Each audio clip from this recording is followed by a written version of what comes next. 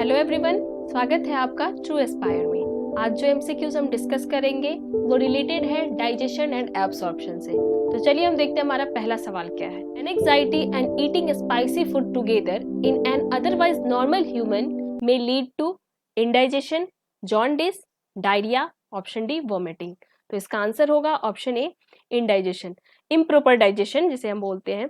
जब इनएडिक्वेट enzyme secretion होता है या एनेक्साइटी होती है, फूड पॉइजनिंग का केस होता है, ओवर ईटिंग होता है, और जब हम स्पेशली स्पाइसी फूड को खाते हैं तब इंडाइजेशन होता है।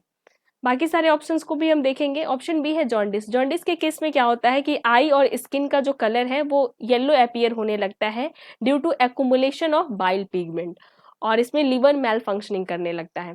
डायरिया, बॉयल का जो मूवमेंट है वो लूज और वाटरी हो जाता है। वोमिटिंग के केस में क्या होता है कि जो स्टमक का कंटेंट है वो फोर्सफुली एक्सपेल्ड होता है हमारे माउथ से। For its activity carboxypeptidase requires zinc, iron, niacin, copper. तो इसका आंसर होगा ऑप्शन ए जिंक। कार्बोक्सीपेप्टिडेज ये एंजाइम है जो कि सिंथेसाइज्ड और सिक्रीटेड होता है by the exocrine cells of pancreas, और जिंक आयन है इसकी रिक्वायरमेंट होती है कार्बोक्सीपेप्टिडेज के एक्टिविटी के लिए, और ये मदद करता है प्रोटीन के डाइजेशन में and becomes active in alkaline medium.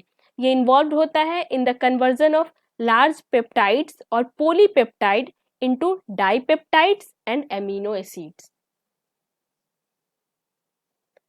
Where do certain symbiotic microorganisms normally occur in human body? Cecum, oral lining and tongue surface. Option C, vermiform appendix and rectum. Option D, duodenum. तो इसका answer होगा option ए caecum.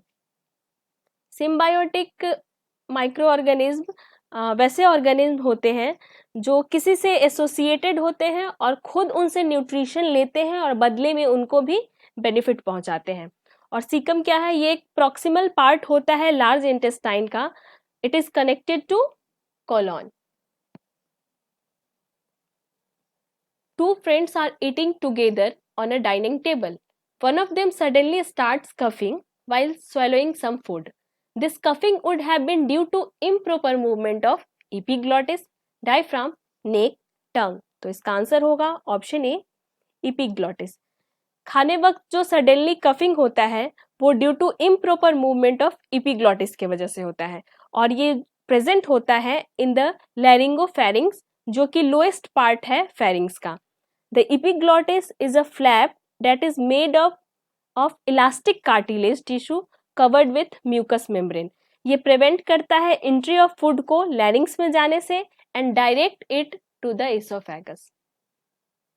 हमारा अगला सवाल है, the purplish red pigment rhodopsin contained in the rods type of photoreceptor cells of the human eye is derivative of vitamin B1, vitamin C, vitamin D, option D vitamin A. तो इसका answer होगा option D vitamin A. One of the constituents of the pancreatic juice which is poured into the duodenum in human is trypsinogen, chymotrypsin, trypsin, enterokinase। तो इसका answer होगा option A trypsinogen। Carrier ions like sodium ion facilitate the absorption of substance like amino acid and glucose. Option B, glucose and fatty acids. Option C, fatty acids and glycerol. Option D, fructose and some amino acids. तो इसका answer है option A amino acids and glucose. Absorption of glucose and amino acid is mediated by carrier ions like sodium. जो concentration होता है sodium ion का वो higher होता है in the intestinal lumen compared to the mucosal cells, और sodium ion जो है वो मूव करता है along cells,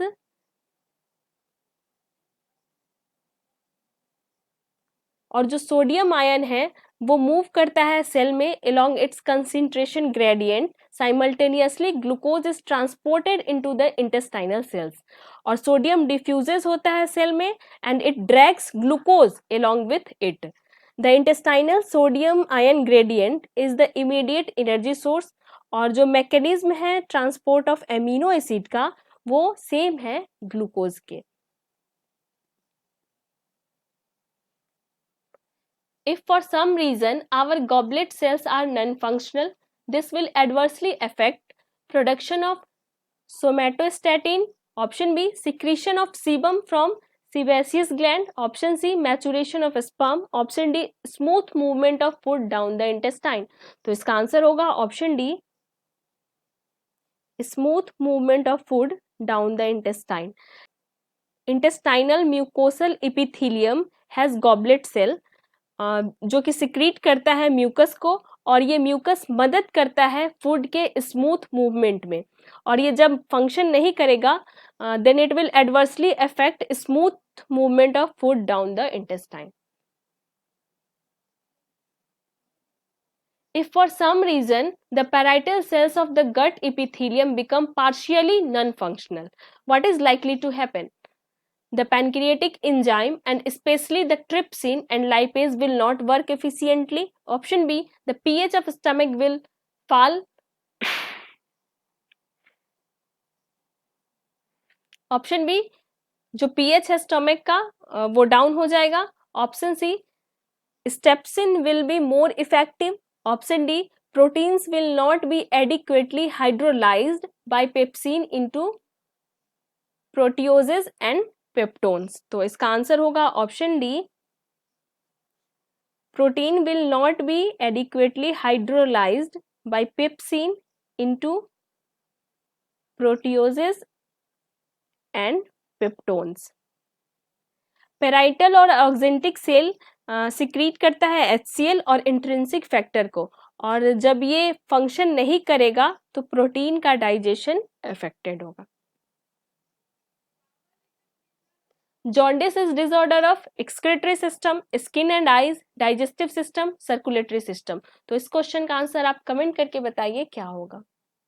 हमारा अगला सवाल है, when breastfeeding is replaced by less nutritive food low in proteins and calories, the infant below the age of 1 year are likely to suffer from rickets, kwashiorkor, pellagra, marasmus। तो इसका answer है option D, marasmus. ये infant में common होता है। It develops due to deficiency of protein and calories. A young infant may be feeding entirely on mother's milk, which is white in color, but the stool which the infant passes out is quite yellowish. What is this yellow color due to? Option A, bile pigment passed through bile juice. Option B, undigested milk protein casein. Option C, pancreatic juice poured into duodenum. Option D, intestinal juice। तो इसका answer है option A, bile pigment passed through bile juice।